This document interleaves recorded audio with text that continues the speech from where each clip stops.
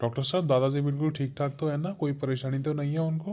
क्योंकि उनके सिवा मेरा कोई नहीं है इस दुनिया में। अब वो ही है एक, बस उन्हीं का हाथ है मेरे सर पर। अब वो ठीक ठाक तो है ना? कोई परेशानी तो नहीं है? तो बिल्कुल ठीक है ना?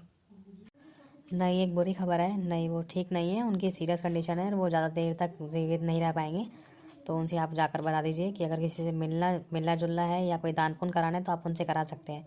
क्योंकि जितना हमारे अंडर में था उतना हमने कर दिया, बाकी आप दुआ प्रार्थना कीजिए। अब बाकी तो भगवान ही मालिक है।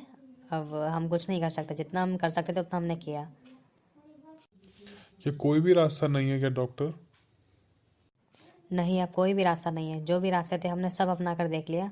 अब वो कुछ ही मिनट के मेहमान हैं, बाकी आप उनसे जाकर मिल लीजिए। ज़्यादा समय नहीं है आपके पास और हमारे पास। अब मैं क्या करूं? मुझे कुछ भी समझ में नहीं आता। कौन हमारी मदद कर सकता है? अब कोई और रास्ता है भी या नहीं? अब इनको किस तरीके से बताऊं कि डॉक्टर ने इनके बारे में क्या कहा है? बेटा, क्या हुआ? डॉक्टर ने क्या कहा मेरे बारे में?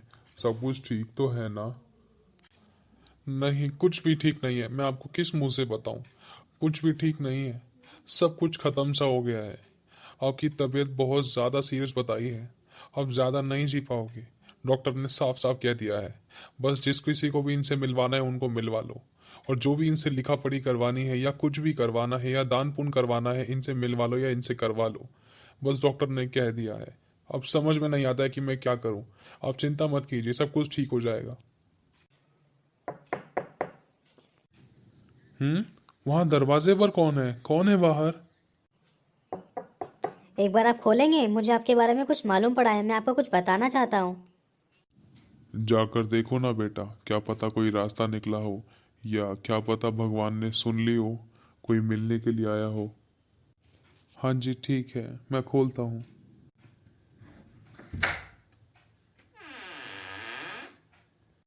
आइए, अंदर आइए। हाँ जी, बोलिए, क्या हुआ? आप किस लिए आए हैं? हाँ जी, मैं बिल्कुल बताना चाहूँगा कि मैं रूम के पास से गुजर रहा था तो मैंने सुना कि अंकल जी की तबीयत बहुत ज़्यादा सीरियस कंडीशन में है, उनके पास ज़्यादा समय नहीं है। तो मेरे मन में आया कि मैं इनको प्रभु यीशु मसीह के बारे में बताऊँ। इसीलिए मैंने दरवाज़ा खटखटाया और मैं आपके पास यहाँ बताने के लिए खड़ा हूँ। अगर आप विश्वास करोगे तो अंकल जी ठीक हो जाएंगे बिल्कुल, क्योंकि यीशु मसीह के नाम से बहुत बड़े बड़े चमत्कार हुए हैं। भाई देखो, अगर बुरा ना मानो तो एक बात बोलना चाहूँगा। हम अपना धर्म परिवर्तन नहीं कराना चाहते। ठीक है, हमारे पास पहले से ही हमारे पूर्वज हैं, हमारे पास बहुत सारे ईश्वर हैं। वो हमारी सुन लेंगे। हम उन्हीं पर विश्वास करते हैं। ना तो हम अपने पूर्वजों को बदल सकते, ना तो हम अपने ईश्वर को छोड़ सकते।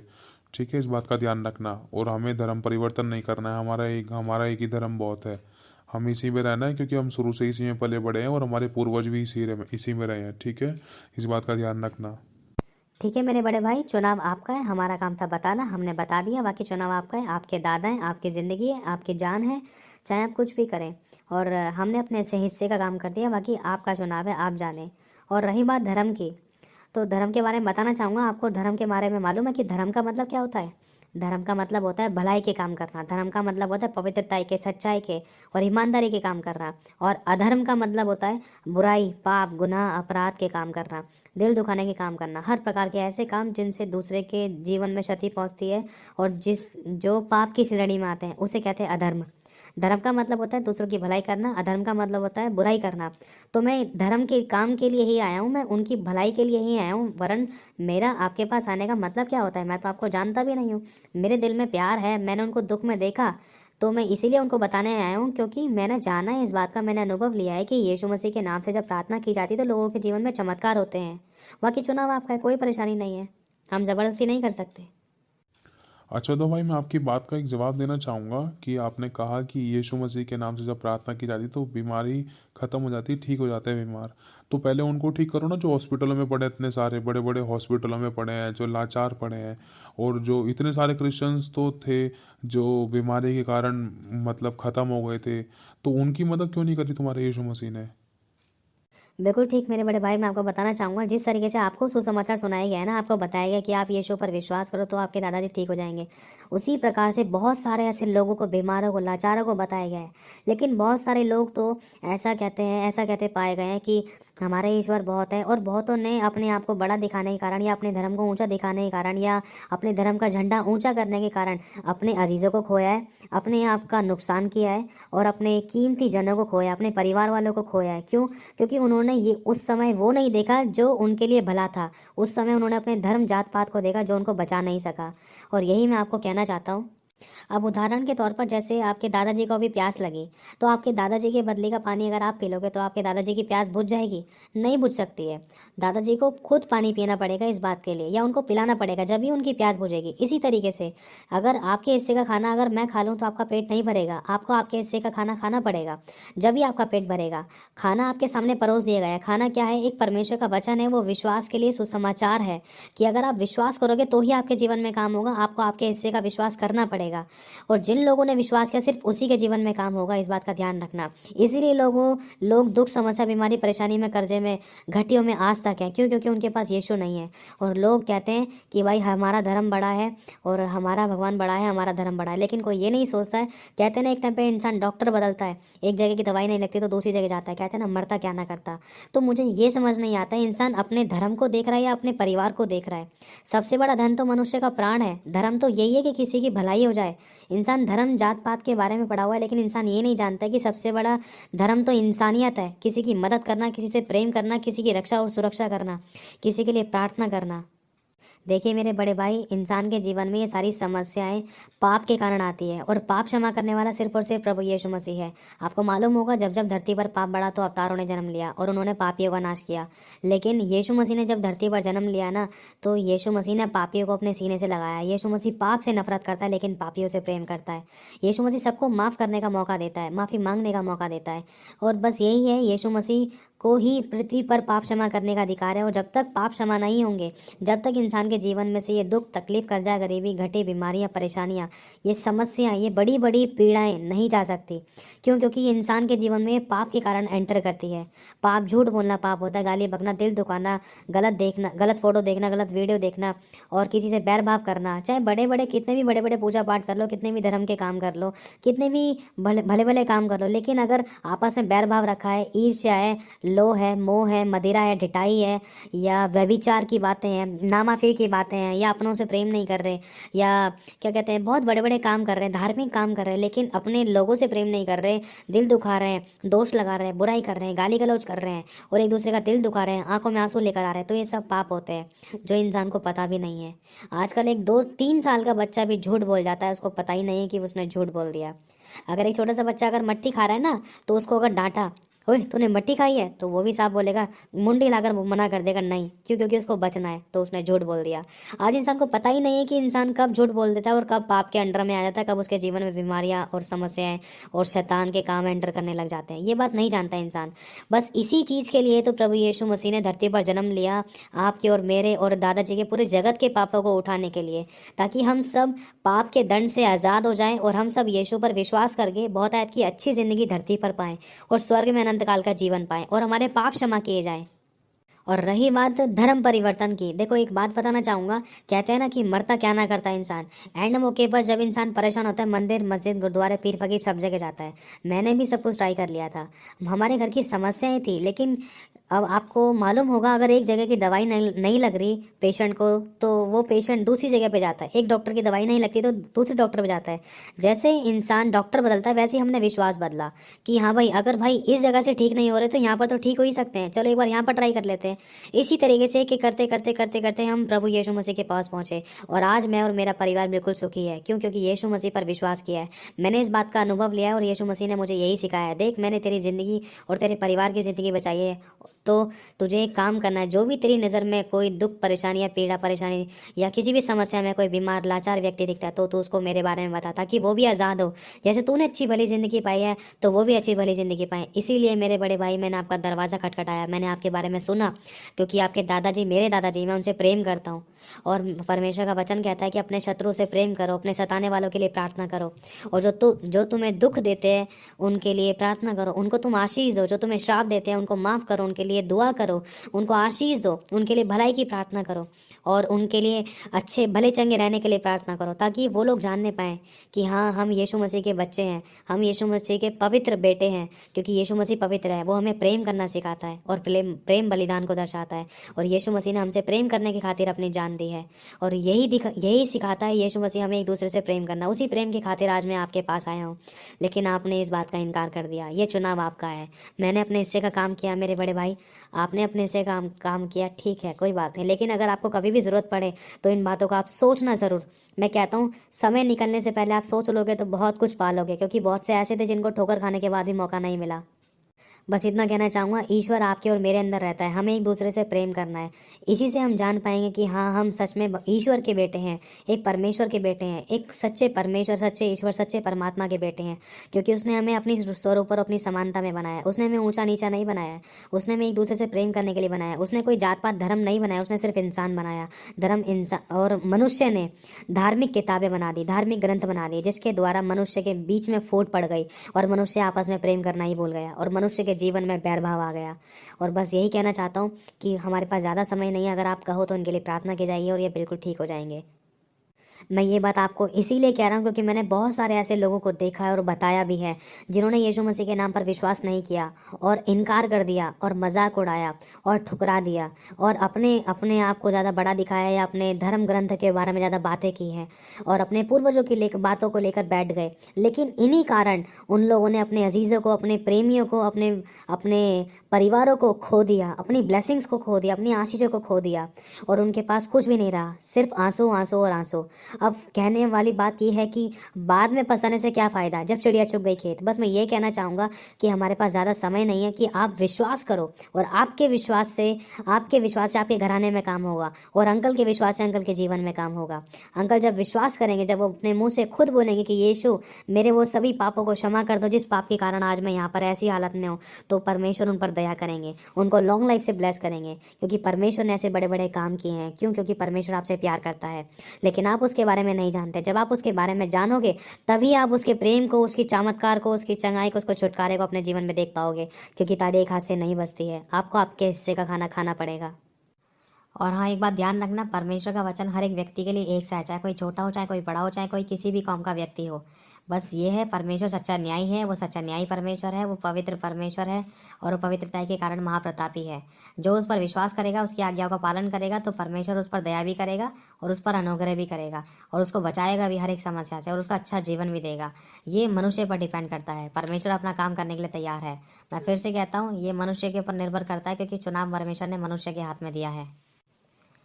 और रही बात उन क्रिश्चियंस की जिनके बारे में आपने कहा कि वो तो बचे नहीं, वो भी तो विश्वास करते थे, तो इसमें एक बात कहना चाहूँगा, विश्वास करना ही बहुत नहीं है, वरन विश्वास में बने रहना भी ज़रूरी है।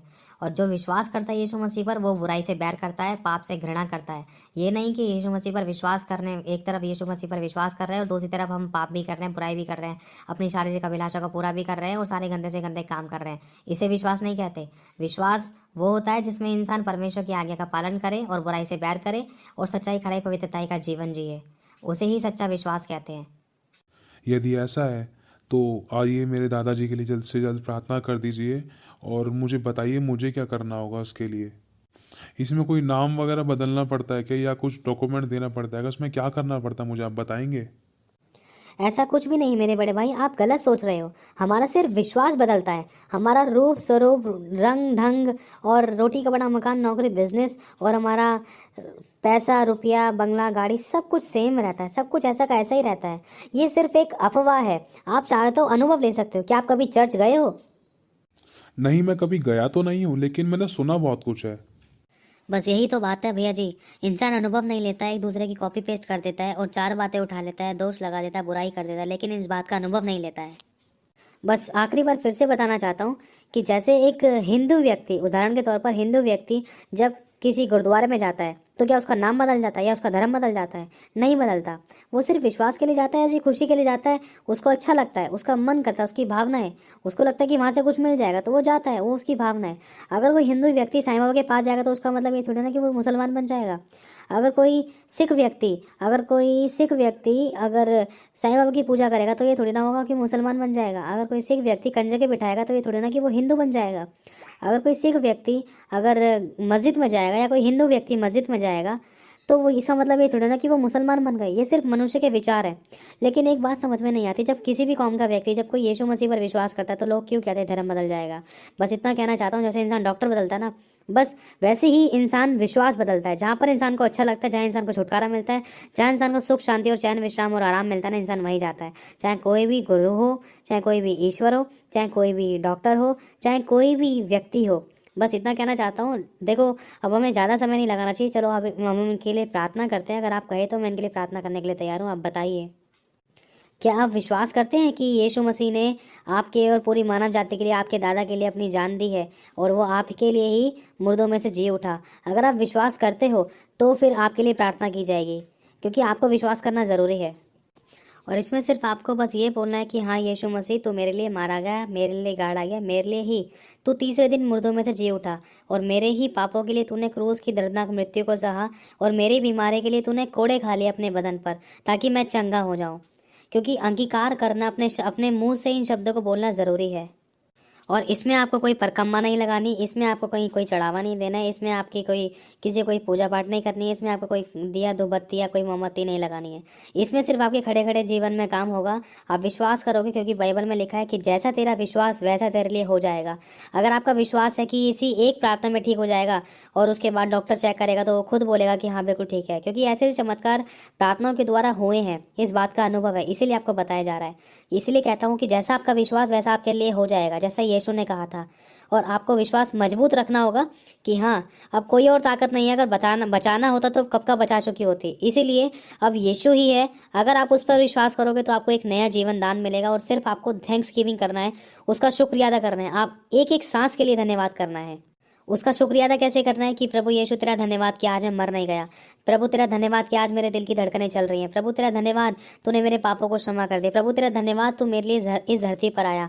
प्रभु तेरा धन्यवाद मुझे कोई रोग नहीं, कोई बीमारी नहीं। आपको अच्छे पॉजिटिव कन्फेशन करने हैं, अच्छे अच्छे शब्द बोलने हैं अपने बारे में कि प्रभु तेरा धन्यवाद, मैं ठीक हो चुका हूँ, मैं ठीक हो चुका हूँ। एक विश्वास की उम्मीद जगानी है आपको। और फिर जैसे जैसे आप बोलते जाओगे वैसे वैसे परमेश्वर आपको अपनी सामर्थ्य से टच करके और अपनी आत्मा से छूकर आपको चंगा करते जाएगा, क्योंकि ये आपके शब्दों पर डिपेंड करता है। अगर आप बोलोगे कि मैं पापी हूँ, अगर आप बोलोगे कि मैं मर जाऊंगा, तो आपको कोई नहीं बचा सकता। अगर आप बोलोगे कि नहीं मुझे जीना है, सिर्फ मुझे यीशु बचा सकता है, क्योंकि यीशु ने बहुतों को बचाया है, और यीशु मसीह ही मेरे को चंगा कर सकता है, यीशु मसीह ही मेरे पाप क्षमा कर सकता है, तो जरूर यीशु मसीह आपके जीवन में जरूर काम करेगा। आप विश्वास की गारंटी दो, प्रभु यीशु मसीह चंगाई की गारंटी आपको देता है।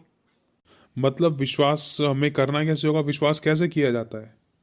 बाइबल में लिखा है, विश्वास आशा की हुई वस्तुओं का निश्चय और अनदेखी वस्तुओं का प्रमाण है, और विश्वास ही से परमेश्वर प्रसन्न होता है जो विश्वास करता है। अब मतलब अगर आपको इनकी हालत सही नहीं लग रही है तो फिर भी आपको ऐसा विश्वास करना है कि इनकी बॉडी में पॉजिटिव इंप्रूवमेंट आ रहा है, और अंकल जी को भी अपने मुंह से खुद बोलना होगा कि हाँ मैं ठीक हो रहा हूँ, मैं ठीक हो रहा हूँ। मतलब जो चीज़ दिखाई नहीं दे रही उसको हमें कन्फेस करना है, उसको अपने मुंह से बोलना है। चंगाई अभी दिखाई नहीं दे रही है, अभी छुटकारा नहीं दिखाई दे रहा है, अभी अच्छी हालत नहीं दिखाई दे रही, लेकिन फिर भी आपको अपने मुंह से बोलना है और इस बात का कन्फेस करना है कि हाँ मैं ठीक हूँ, मैं ठीक हूँ, मैं ठीक हूँ। इसे ही कहते हैं विश्वास। वरना देखकर तो हर कोई विश्वास कर लेता है, वो देखकर करने वाला विश्वास नहीं होता है। विश्वास आशा की हुई वस्तुओं का निश्चय होता है। बस हमने सोच लिया कि हाँ भाई ऐसा हो सकता है, तो सच में हो जाएगा अगर उस पर हम कन्फर्म डटे रहे तो। और अनदेखी वस्तुओं का प्रमाण है, हमने जो चीज़ देखी नहीं, अगर मैं विश्वास कर लूँ कि हाँ ये चीज़ है, अगर कोई बीमार है, अगर मैं विश्वास कर लूँ कि वो बीमार नहीं है, तो सच में वो बीमार नहीं होगा, वो ठीक हो जाएगा। तो इसी तरीके से आपको पूर्ण विश्वास करना है और यीशु मसीह का धन्यवाद करना है। ना तो आपको कहीं आने की जरूरत है, ना आपको कहीं जाने की जरूरत है। बस आप जहां मर्जी यीशु को पुकारोगे वो आपके जीवन में काम करेगा। और आपको अपने शत्रुओं को माफ करना है, अपने सताने वाले के लिए प्रार्थना करनी है, और जो आपको दुख देते हैं उनको क्षमा कर दो। तभी यीशु आपके जीवन में काम कर पाएगा, क्योंकि वचन में लिखा है कि जिस प्रकार तुम दूसरों के अपराधों को क्षमा करोगे उस प्रकार तुम्हारे भी अपराधों को मैं क्षमा करूंगा, और जिस नाप से तुम नापोगे उसी नाप से भी तुम्हारे लिए नापा जाएगा।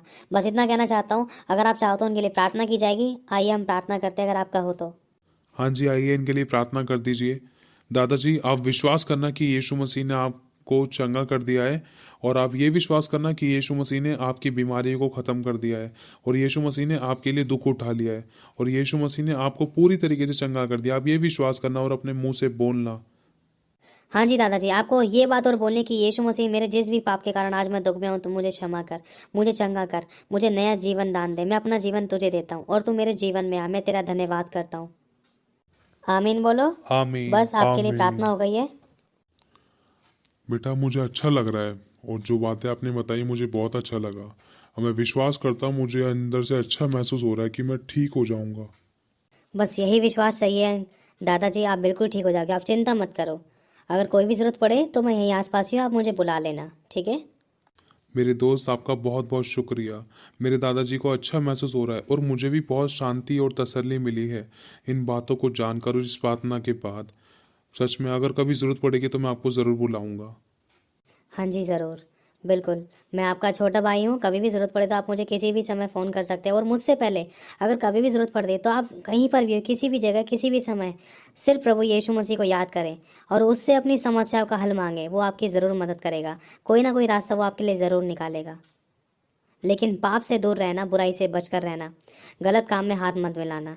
वो जब ही मदद करेगा आपकी जब उसके सच्चाई, खराई, पवित्रता में आप बने रहोगे, क्योंकि वो पाप से नफ़रत करता है लेकिन पापी से प्रेम करता है। इस बात का ध्यान रखना। ठीक है भैया, मैं चलता हूँ।